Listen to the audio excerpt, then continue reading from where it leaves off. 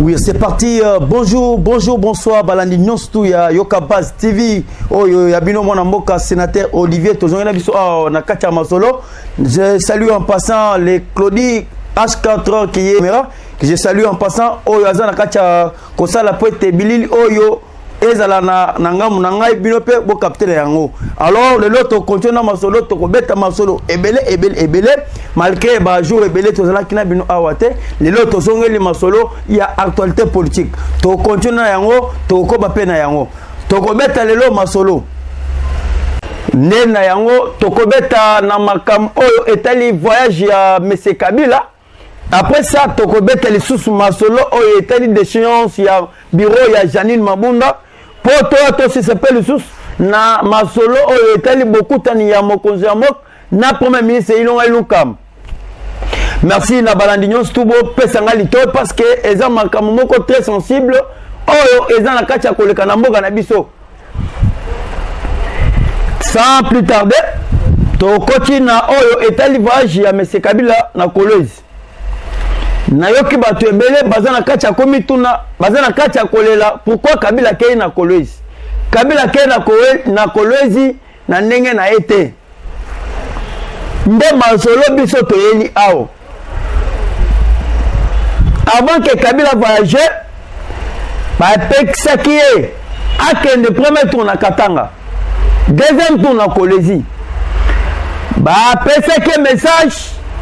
Avant de voyager, il fallait tout d'abord mon Konzamboka Aloba. C'est ce qui empêchait M. Kabila de ne plus quitter capitale.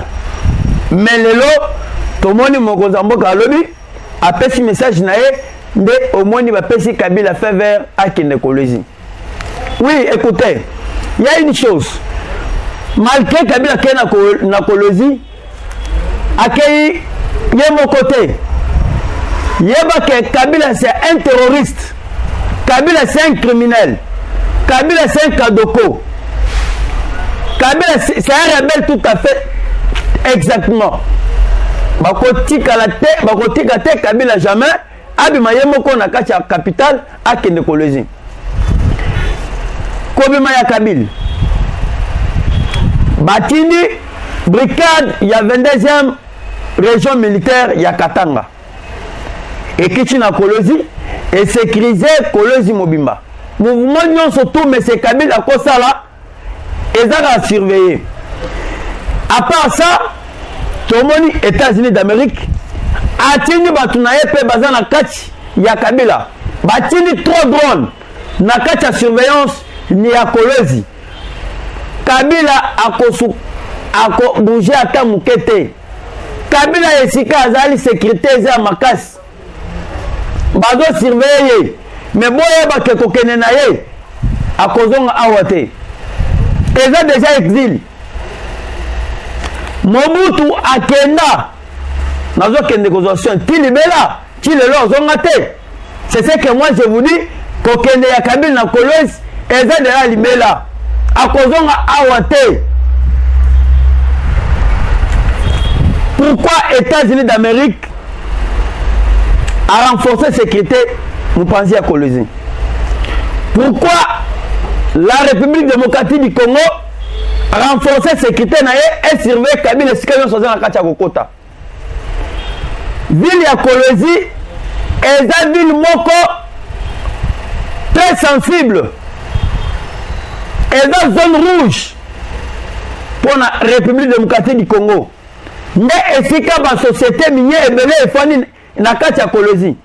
Nde esika États-Unis d'Amérique a tia ba société na ebele na kati ya Kolwezi. C'est pour cela Ezaville Moko bakoti kate un rebelle, un terroriste aya wana kotambola batika lokola so tambola na ngulu. Non. Mais au moins ba renforcer sécurité. Na kati ya sécurité to moni pe ba militaire angolais. Bazana kati ya sécurité. Bazana kati ya surveiller mouvement nyonso mwana mai azana kati ya kosala. Kabila asenge pa mokonza mboka azokende na Kolwezi na voyage na privé. Voyage na privé asenge azokende kotala ba société na ye ezakuna na Kolwezi. Nde voyage Kabila asengi akende na Kolwezi. Alors yeba ke na kati ya Kolozi avant Kabila akita tomona ki gouverneur ya Kolozi Charles Mouyeji abengi ba jeune apesi ba jeune union surtout ya Kolozi 1500 ce n'est pas $1500 1500 francs s'il te plaît s'il vous plaît 1500 francs peuple congolais 1500 ne bozo kosayo oya koyama muto abeti 18 ans apesi o musala te muto abeti 18 ans anyokoli yo muto abeti 18 ans pona bomengo ya propre combien de sociétés Kabila za nango na kati ya Kolozi oya société za non engagé peuple congolais société engagé ka ba Rwandais na ba Burundais mais mutu ya lolenge wana ozo kende koyamba ye oyo eza corruption 1500 francs, ça fait quoi? 18 ans yobeti. Mais je vous dis, Kabila a bougé Azana sous surveillance, il y a États-Unis d'Amérique, na ba militaire na biso. Azana sika ya kokendete. Ake déjà libela. Des fois avant aya awa malamako akokende na kwatanamo. De omoni ndekuna ya telemi Jeannette Kabila alobi to comprendre Joseph Kabila aza ba empêcher à travers pour le peuple congolais compte tenu ya bato bazala pemeni na ye tomoni atangi kombo ya Naimi Mulani atangi kombo ya Shadar atangi kombo ya Mova Sakan atangi kombo ya Lumanu alobi baza bato oyo bazo linga liwo ya Joseph Kabila tango Joseph Kabila bakangi usota kufi bango baye ba récupérer ba société nyonso ya Joseph Kabila wana ezanga te za maloba ya ndeko ya Kabila Jeannette Kabila ezanga te allez-y comprendre biso tozela kita mususu maloba ya Kabila na Kolozi tomoni yango te tomoni na tata mukolo Charles Mouyeji comme gouverneur au lieu de travailler pour l'intérêt peuple congolais yoza na kati ya koloba na kombo ki autorité morale mais que autorité morale on essaie si là comment déjà autorité morale Charles Mouyeji a eu courage ya koloba président oyo apesa ba président ba pouvoir Charles Mouyeji makambo nini wana yoloba wana para de guerre ya ja ya makambo ya ko un gouverneur ya Kolozi to kanisi peut-être na podium ya Kabila koloba makambo ya solo mais apesi makambo oyo zangatini bobandi koluka ngai nga oyo na ye écoutez maloba yango wana quelque chose qui m'étonne comment ça fait-il Kabila tikala te koloba lingala atikala te koloba ata na chuluba to mona kaka Swahili c'est pour cela na Rwanda ndenge balobaka Swahili bayana ye awa akozonga na Rwanda aza 50 Tanzania 50 Rwandais nde biso tolobi pas question ya continuer na Kabila to continuer les sous-soutés to boyo soki peuple congolais boyo aboyo longa na yo na mboko ozonga na Rwanda ofana na yo na kimia tozozela ye po alobi naze na ye awa kufana na bino na koya kosolola na bino mais na koloba makam oyo etali politique te toyebisaka bino seule machine en politique c'est l'IDPS tala lelo l'IDPS au pouvoir ata muntu te azokoka kosala politique Fayulu par terre Kabila par terre au contraire Fayulu banu koloba ke Tshisekedi ataraye peuple congolais mais le long Félix a même un pouvoir a même un politique bah tu vas comprendre mais peuple congolais a comprendre oui c'est vrai babani koko sabiso ngai na bandi koyebisa bino awa le changement en Genève c'était Félix Tshisekedi bobani ko changa temi mais lelo bomoni yango bonimi yango mais Fayulu babani koko sa population congolaise Tshisekedi a trahi le peuple congolais Tshisekedi a fait ça le mariage na Kabila mais lelo Tshisekedi aleki na média lobby pas question continuer na Kabila coalition FCC ne cache abu pia Fayulu lobaki soki mariage na ekofi na koya to travailler na Tshisekedi bomoli Fayulu sur na média azate pour moi que Kabila Fayoul c'est un Kabiliste monene abani ko travailler na Joseph Kabila toko kende wapi toko soka wapi esika Kabila azali azana kacha kolela très déçu très découragé batuna union surtout babani ko kosaye mais tala lelo ndenge tozali naye allez-y comprendre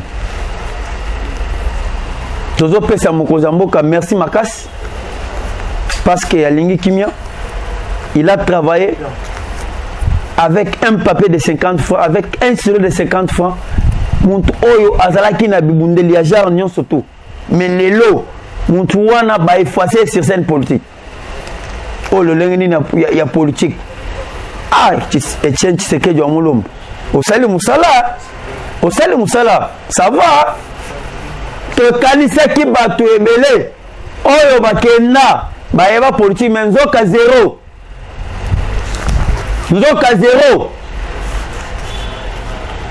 voyage ya Kabila eban sebino te balani nyonso surtout ya Yokabaz TV Kabila ndenge aza wana aza deja mukangami Kabila aza mukangami aza lesika kokende te Kabila commence à kende exil aza mukangami c'est déjà fini pour lui tant que Kabila mona perdre la majorité dans l'Assemblée nationale de moni Kabila kimia ke Kolozi pourquoi Kolozi nde sika babé na union surtout ezali Kabila dans 120 sociétés na kati ya Kolozi mais tout moni ba cadre républicaine ba empêcher pour être akende ko visiter ba société na minière bah c'est pas tu n'as pas le droit ok na kati ya ba société na yoba ko visiter ba boyelie ne omoni a convoqué tous les patrons ya Katanga na Kolozi na kati ya invitation annonça ki bato ebele bakenda ki te c'est 100% to mona ki 35% ya ba patron ya Katanga na Kolozi nde bakendaki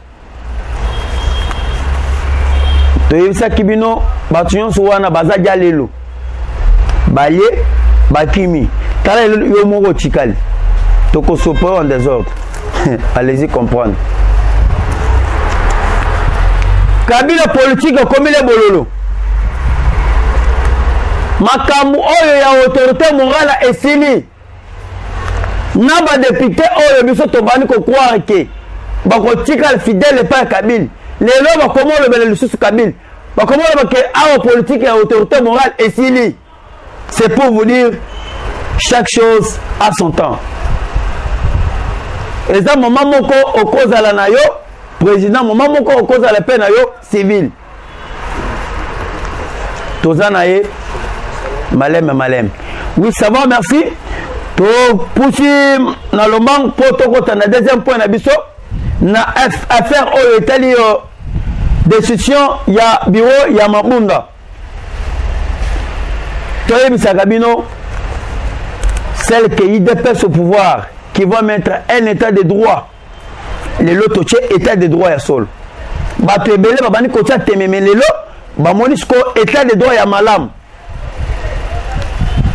Mabunda pensait que na conseil d'état bakoyesa ye ye na bureau na ye bamoni bakoyesi ete akei pe na conseil d'état atindi ba avocat na ye basambeli ye bamoni bapesi raison azongi na assemblée nationale amoni ba député bazui mesure ya kosigner pétition contre elle. Nous sommes dans un pays démocrate où l'état de droit est là. Balobi Mabunda a violé le règlement d'intérieur de l'Assemblée nationale. Comme Mabunda fit être présidente de l'Assemblée nationale, elle et son bureau, tant Babouki Mibek de l'Assemblée nationale, ba député Bamoni, ce n'est pas possible de continuer avec le bureau de Mabunda. De Nayango, Babani Kolokota ba signature. Tant Balokoti ba signature et comment qui plus de 260 quelques signataires. Oh, il va déposer qui signature na bango na kati assemblée nationale. Tant on va déposer la signature dans l'Assemblée nationale, et ça qui conforme. Comme Janine Maboun, la signature pétition pour naïe, à qui les sources na droite, il y a cocotte sa plénière. Tant on va moni bongo, c'était prévu le secrétaire général et l'Assemblée nationale, Aya Akamba, bureau, il y a pour Akamba bureau, va choisir bureau provisoire. Oh, et coquille, qu'on salissa, élection, il y a bureau définitif. Tout le monde qui m'a d'ailleurs enlevé secrétaire général et l'Assemblée nationale, accueilli, cacheté, na bureau naïe. Tant à bombier, croyant que l'Assemblée nationale et que ce jette et que sa plénière. Tellement que Bango, Baza, oh, Batikala te correspond à Kamibé, Koyambo, Mabunda a que plus loin, il y a envoyé plénière na 10 heures. Tandis que l'Assemblée nationale est une plénière na 11 heures. Il y a une plénière na 10 heures. Pour te empêcher plénière, il y a 11 heures et cotaté. Un régime criminel, régime AFDEL. Allez-y comprendre. Bino banduko loka état de droit, mais yango oyo akomeka état lié. Mais au moins Maboun aye ba enlever secrétaire général de l'Assemblée nationale. Mais mukolo wana plénière et yakika kokota. Chargé à protocole Azalaki. Tomonaki tous les députés Bazalaki sur place. Maboun aya quitté. Wana mukolo liboso.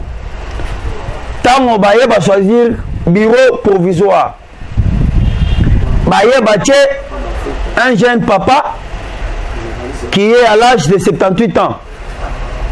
Papa wana c'est moboutiste. Asala na Mobutu, akenda na exil, na régime, il y a Joseph Kabila. Quand on a exil, a oumele na exil, ayeba passe à exil. Ne omona aye awa na mandat où il y a Félix Antoine Tshisekedi Tshilombo a passé na un député. Mais c'est un député du FCC.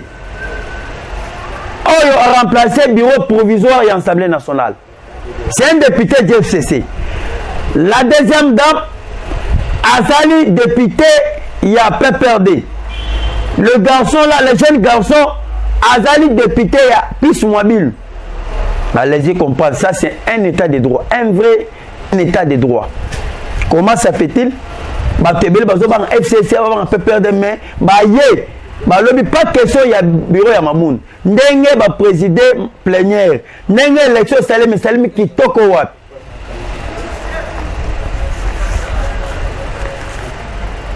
Quand on va choisir, Mukolo Oyo plénière, il y a que Kotaba qui est dans l'élection.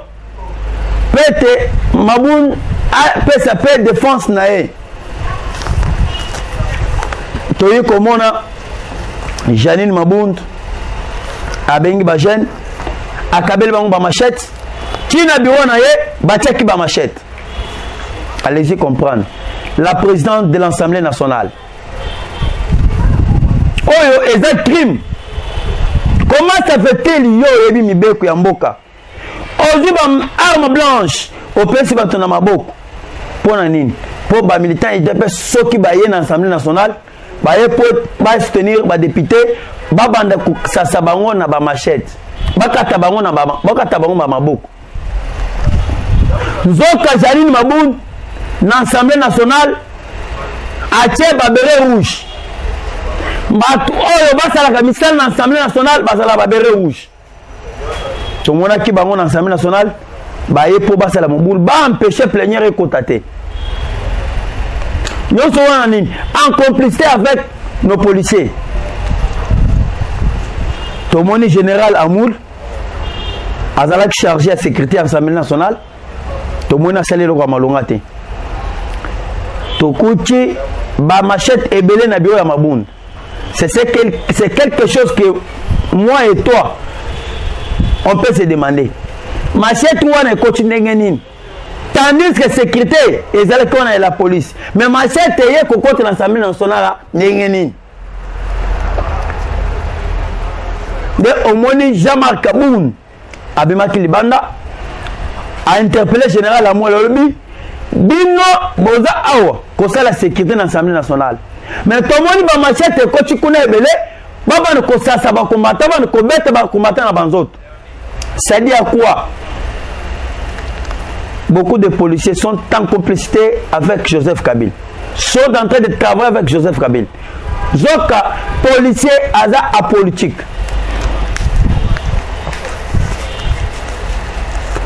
quand on plaignait Koti tu pensais que Mabound a gagné l'élection Zoka bazalaki na majorité Félix Aïtsaki bango dans l'Assemblée nationale naza na capacité ya koluka majorité mususu ya kotavana na yango babani kotia tememelelo bamoni yango c'était des forces entre Kabila et Tshisekedi c'est Mabound qui représentait Joseph Kabila maintenant d'autres députés qui représentaient l'Union sacrée si que Mabound a passé directement c'est Kabila qui devait maintenant rapporter la victoire. Allez-y comprendre. Tant que Tomoni Mabunda Kouyi, directement c'est Tshisekedi qui a remporté la victoire. C'est fini. Pas de question et à continuer dans Janine Maboun. Yo Lobaki. Oh. Biso Toza, tu as un pouvoir. Mais pouvoir, wapi yango le sus. Il fallait Mabunda Kouyi. Moi, si mon côté très impoli. Moi, si mon côté très impoli. Bamangma ebele et pas Mokozambok. Ba député na bango ya PPRD. Baza na kacha komangé Mokozambok na l'Assemblée nationale. Azolo bate. C'est pour cela qu'il fallait attomer. Comment ça fait-il le président de l'Assemblée nationale ne respecte pas le président de la République? Tandis que le président de la République c'est une institution. Un seul, il y a l'émotion, c'est le président de la République. Yo fani na l'Assemblée nationale, Olobi Maboun, na ko bouger, mais le au bouger, au quoi? Maboun a commencé à pardon devant les députés. Moi les misangai, na ko zong sa yango le sous-sauté. Na ko monsieur le sous. Ba frère ba député, ozo futate, ozo lia. Mettons Maboun tout ça $120 000 par mois. Ma députée oyo bakufa basi na bango na bana na bango bayaka chaque jour dans l'Assemblée nationale opesa bango mbongo opesa bango eloko te kinelo ba carte ya ba suppléant ba député batikala te kosima yango batikala te kozo yango avec ces bureaux là ça doit continuer. Il faut se demander maintenant il y a ba député ba sepeli. Quand on toque na comptage à ma voix, il y a une élection. Sur 484, Tomoni 281. Oyo et abattre Janine Maboun. Quand on va ici, avant de compter Maboun de Yemo comme Yebeli. Abemi, na kati Assemblée nationale. Quand on a mis na kati Assemblée nationale, bakuti Maboun na croix, azana kati kolela. Bakuti Maboun na couloir azana kati ya kolele miso comme rouge. Maboun na komolela pourquoi? Bazo coauditer na l'Assemblée nationale. Bambongo news to ba frère nyonso tout. Ya Assemblée nationale et oyo bani kokota a gérer ngo mabe. Oyo président ya sika kokota akoya kolandela makambo wana nde mwana Maboun na bani kolela miso comme rouge. Bon, ça va la politique. Il y a qui n'a loué na politique au Rwanda. Il y a qui n'a loué na politique. On comprend. Maboun a fait un SSI. Pour ce moment, mon Konzambo Kayebisa qui va député non surtout. Nous avons fait une chance. Mais chance, on a une yango, tomoni yango. Parce que le président de la République, dans la semaine où Tozo Banda, et là qu'il y a des besoins à Kosala, il va maintenant prendre une ordonnance en nommant un informateur. Quand on nomme, à côté d'un cours constitutionnel. Cours constitutionnel et Kozango, après, et à prendre acte. Après, informateur, à côté d'un Kacha Moussala Naï. Avant un informateur à côté d'un Moussala, il faut d'abord passer à une requalification de la majorité à l'Assemblée nationale. Pour toi, pour mon conseil, assurer qu'il y a une majorité dans l'Assemblée nationale, il fallait tout d'abord, après ce Moutounaye, élire président de l'Assemblée nationale. Pour confiance, c'est ça. Surtout Moutounaye a élite dans l'Assemblée nationale à cause de la confiance dans la majorité. Mais comment on a passé la dissolution de l'Assemblée nationale? Je pense celle que Jean-Marc Abound qui sera le président de l'Assemblée nationale. Deuxième démonstration, Otokomo n'a pas de député au Bakosala. Parce que Baza déjà va député à peuple congolais. Parce que dans mon baboyi manipulation, il y a autorité morale, baboyi manipulation, il y a Kingakach, balobi pas question. Il fallait maintenant rejoindre le peuple congolais. Tozo betel bango le sumabok. Tango toko kene na élection définitive de l'Assemblée nationale, je pense Bakosala appelle Moussala na bango malam. Tout le monde va te laisser comment on est là-haut et comment comme corruption. Corruption, ouais. Tu sais qu'il y a dans le monde, on a quoi ça la corruption. Tu sais qu'il y a dans le monde, on a quoi ça la corruption. Ministre de la Finance, Mouta FCC. Gouverneur de la Banque Centrale, Mouta FCC. C'est quoi le monde, tu sais qu'il y a corrompu les députés. Les députés vont se prendre en charge. Il y a des gens qui font des ministres. Balobi oyo azamwa na mboka tokoki te ko bondisa ye. Entre un ami et un frère, le choix est clair. Va choisir frère na bango Tshisekedi, Félix Antoine Tshisekedi Tshilombo. Nde mwani Kabila za na kacha koleni.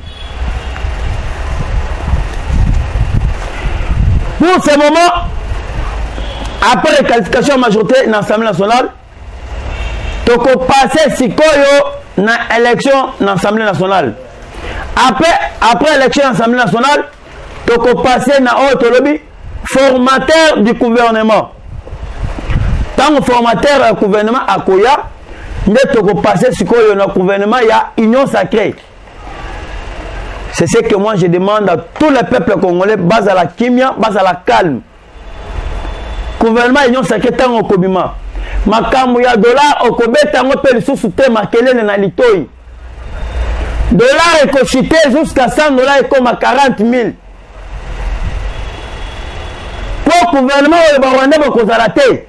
Barwandais n'a pas un système et commencer à $. Dollar est cochité 100 dollars et comme à 40 000. Vous avez 40 000 aussi 100 dollars. Ne bon ya peuple congolais ne bisengo wat.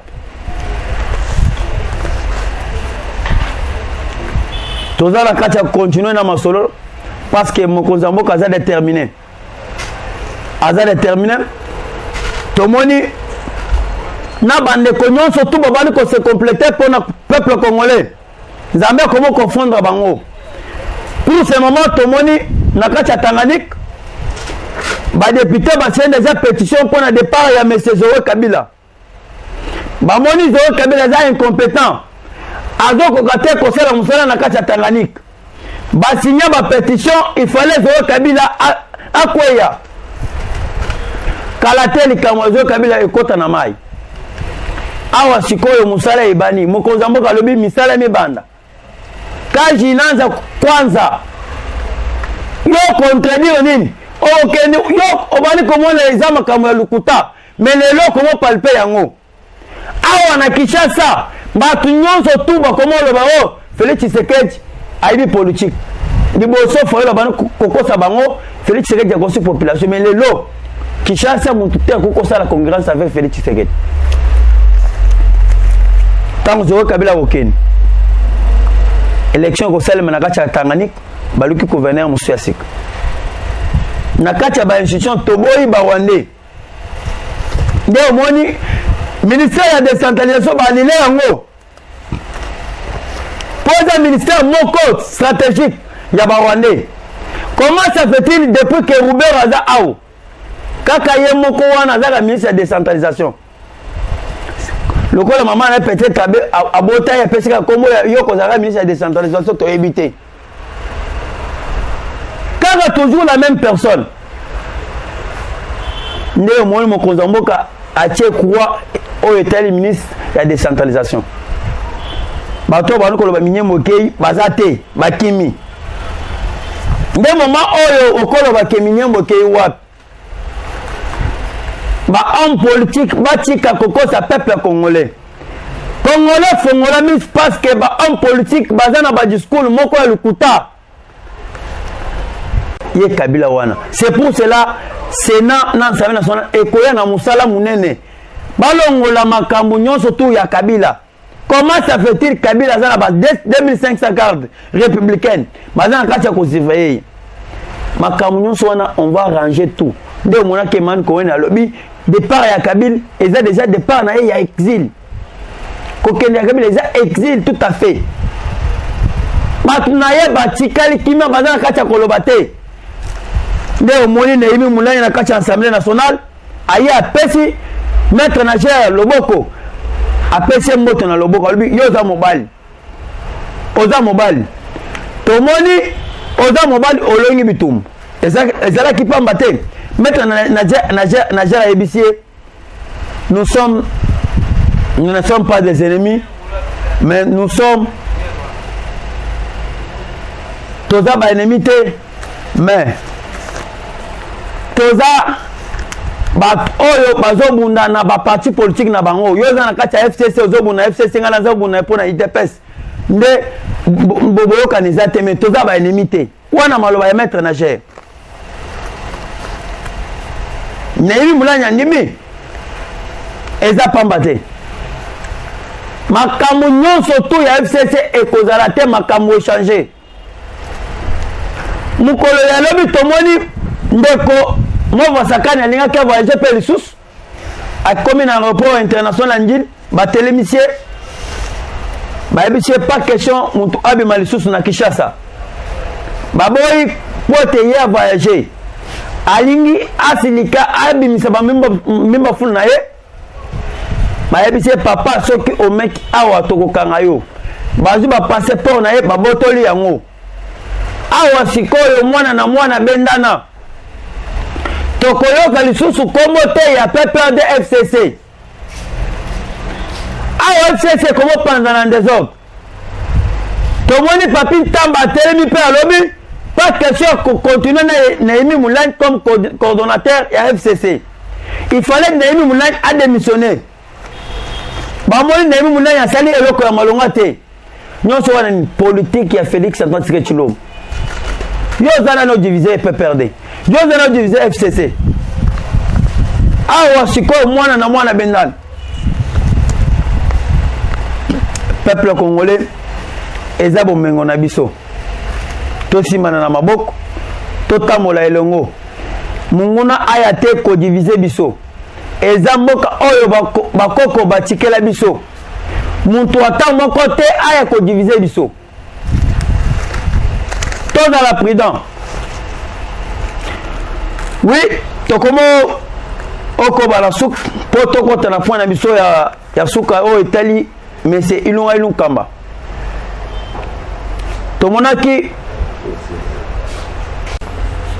nde omoni dossier ya oyo etali mais c'est ilunga ilunkamba akendaki na présidence na semaine oyo ntango akomi na président amemaki bafarde na ye na lipeka telemaka c'est un papa qui se respecte aboye na ye makambo ntango amemi bafarde wana akei kosali na présidence allez-y comprendre bino bosala makelele ya pamba mais moto amemi bafarde na ye est ce que abandi kokende koloba mosala ye abandi kokende na présidence kodepose bafarde na ye ntango adepose bafarde na ye ngai na yo toyebi te nini ekoya nde omoni awa bato ya FCC babandi koluka esika elunkamba afandi baboma ye baelimine ye mokonzi ya mboka arenforce sécurité ya liboso na oyo sécurité elunkamba aza na yango ekeseni ilunkamba komi na sécurité ebele par rapport à liboso famille ya ilunga ilunkamba mwasi na ye na bana na ye balongoli bango nyonso bake na Afrique du Sud ndenge Benoît Lombo akendaki famille Elunkamba basée déjà en Afrique du Sud. Parce que bateau FCC babanu koluka moyen ba éliminer famille Elunkamba na Elunkamba. Awa sikoyo makambo échanger tokoti na makambo esika.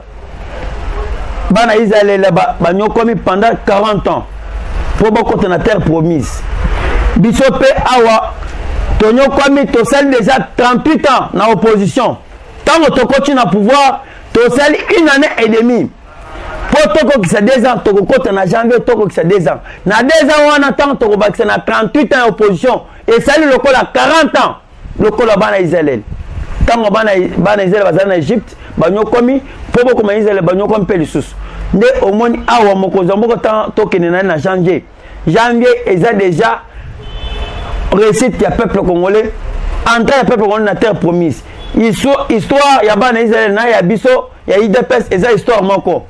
Allez-y comprendre. Alors merci à tous. Merci na bala nyonso ya poto. Na bala nyonso ya République démocratique du Congo. Merci na pe na Claudie Konda H4 o azana sima ya caméra. O azana katia kozwa biso bilili. Oyo eza bino mona mboka sénateur Olivier.